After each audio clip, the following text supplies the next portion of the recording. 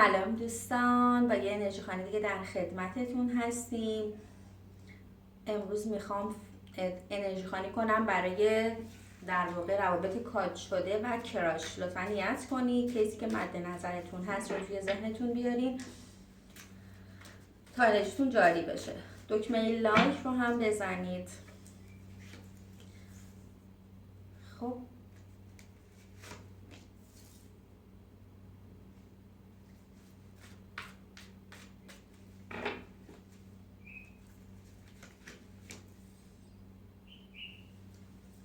ظاهراً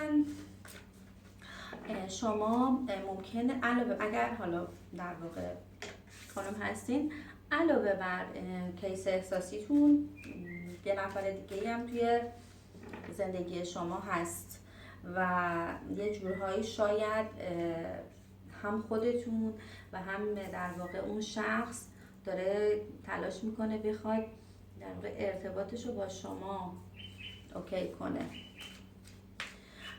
یا شاید این شخص اگر کراشتون هست کسی هست که خیلی وقت میشناسینش و در واقع یه جورهایی دنبال اینه که دوباره بخواد به شما نزدیک بشه، رابطه‌شو با شما شکل بده، با شما تفریح کنه، بیرون بره، دنبال راه حلی میگرده که بخواد با شما یه شروع تازه داشته باشه. بچه‌ها میخواد یه راه حلی پیدا کنه که با شما بتونه یه شروع تازه داشته باشه. به شما بچه علاقه‌منده و یه جورهایی دنبال اینه که بخواد یه رابطه گرم و درست حسابی رو با شما داشته باشه.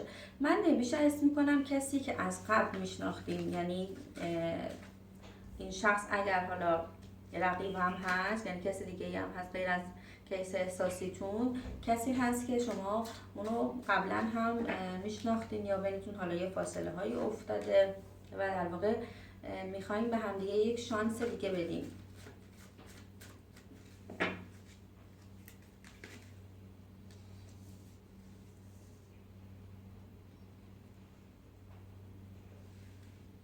ولی در کل این شخص به شما علاقه منده.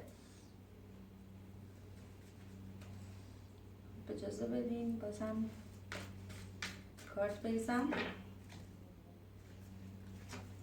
و در واقع بچه ممکنه با ایشون مسیر مالی هم داشتین، یعنی توی مسیر مالی یا حالا کار جایی باش آشنایی داشته باشین.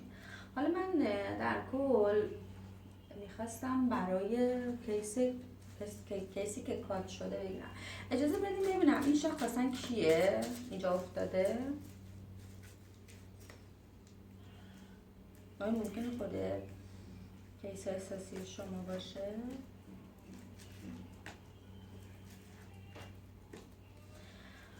خب ببینید بچه ها، این شخص کسی هست غیر از کیس احساسی شما که در واقع خیلی وقت منتظر شرایطی که بخواد به سمت شما برگرده و یه جورهایی خیلی برای این موضوع تلاش کرده. خیلی وقتا مردد می شده بخواد به سمت شما برگرده، ولی در واقع به شما خیلی علاقه‌منده و زمان زیادی هم هست که منتظر شرایطی فراهم بشه تا بتونه با شما یه استارتی رو بزنه. این شخص ممکنه بچه عنصرش آتش باشه و مثلا ممکنه قد تقریبا متوسطی داشته باشه، خوش اخلاق و خوشرو و خونگرمه و آدمی حالا با یه قد متوسط. یه همچین ویژگی های بر من افتاد. خب این پس برای کسی بود که غیر از کیس احساسی شما در واقع دور و بر شماست و تمایل داره که به سمت شما قدمی برداره. حالا بذارید ببینم برای کسی که مد نظرتونه چه انرژی میفته.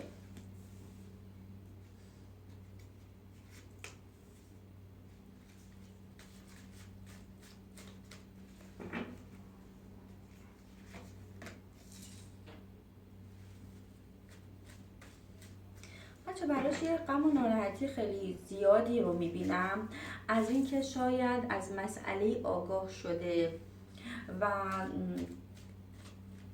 یا به خاطر یه مسائلی که آشکار شده بین شما فاصله افتاده.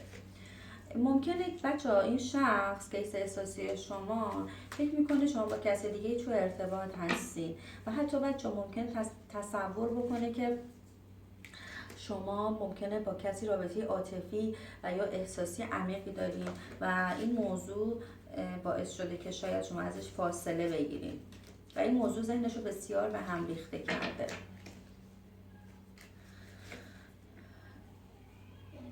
انرژی افراد مزاحم و در واقع افرادی که دور بر شما هستن که خیلی آدمای درستی نیستن، بدجنسی ایجاد میکنن، ممکن با انرژی دستکاری کنن، آدمای با سیاستی که قصد تخریب رو دارن و دور بر رابطه شما هستن و دارن روی کیس احساسی شما هم شما تاثیر میذارن که در واقع شما رو از هم دور بکنن و تردید رو توی رابطه شما به وجود میارن.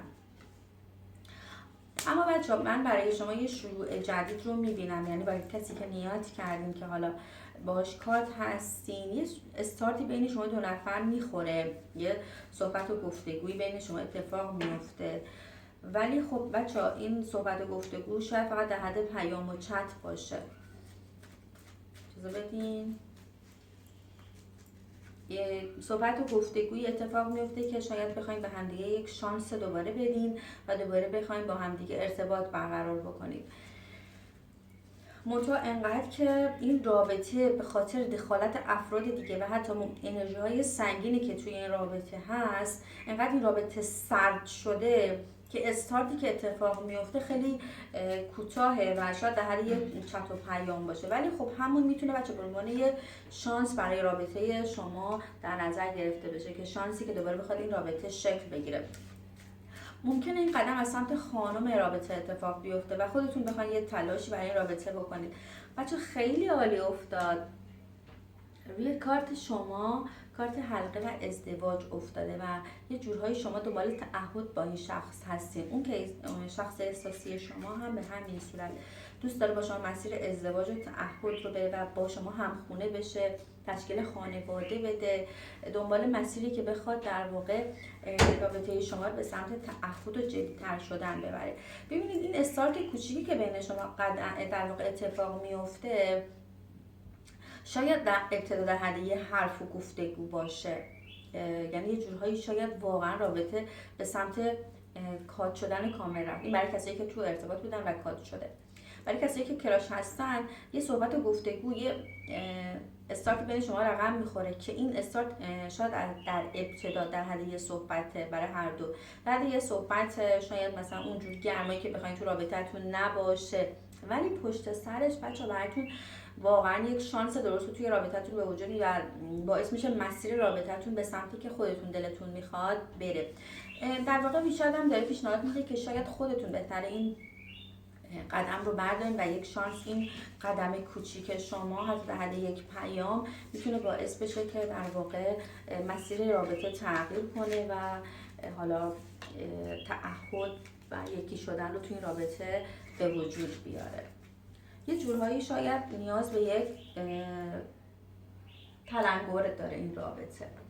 خب اجازه بدین یک از این کارت ها یه جمله بگیرم ببینم کیس احساسی شما، طرف مقابلتون چه جمله‌ای به شما میخواد بگه.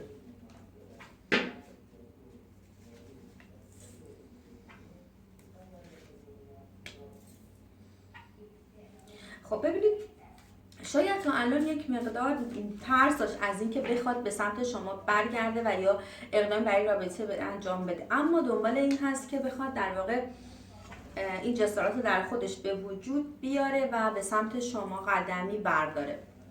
و در واقع ببینید بچه ها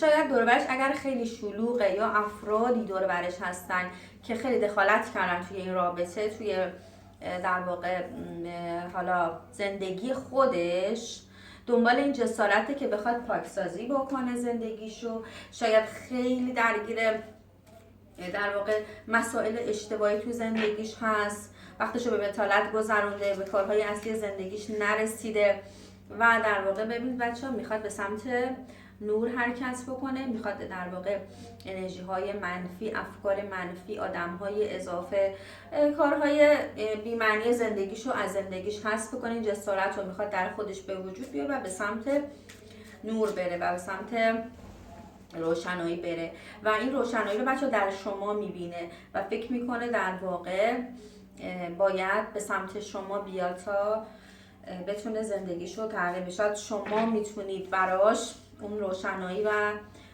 در واقع مسیر درست و زندگی رو بهش نشون بدید.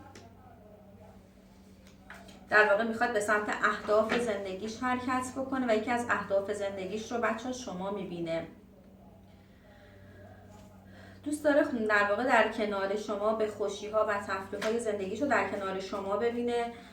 شاید در واقع قبل از این راه اشتباه رو داشت میرفت، شاید مثلا کسی بوده که خوشی هاش چیزایی بودن که مسیر درستی توی زندگیش نبودن و در واقع دوست داره که در کنار شما تفریح های درست یا در واقع یه جورهایی با شما بخواد مسیر زندگیش رو به سمت حالا تفریح، خوشی یا شادی ببره. و اگر مشکلاتی بچه در رابطه شما در گذشته بوده، میگه اون چیزا خیلی چیز مهمی نبودن، مهم اینه که من مسیر زندگیم به سمت توه و در واقع میخوام با تو. ببینید بچه ها میخواد با شما خوشی خوشو تقسیم بکنه و در واقع یه جورهایی مسیر زندگیشو به سمتی ببره که در کنار شما در واقع لذت‌های زندگی، خوشی‌ها و در کل ببینید میخواد مسیر زندگیشو تغییر بده بچه‌ها و من احساس میکنم که این تغییر رو به سمتی داره میبره که بخواد با شما در واقع زندگیشو با شما شریک کنه، خوشیاشو با شما شریک بکنه. خب بسیارم عالی بود. امیدوارم از این انرژی خانی خوشتون اومده باشه. تا انرژی خانی بعدی خدا نگهدار.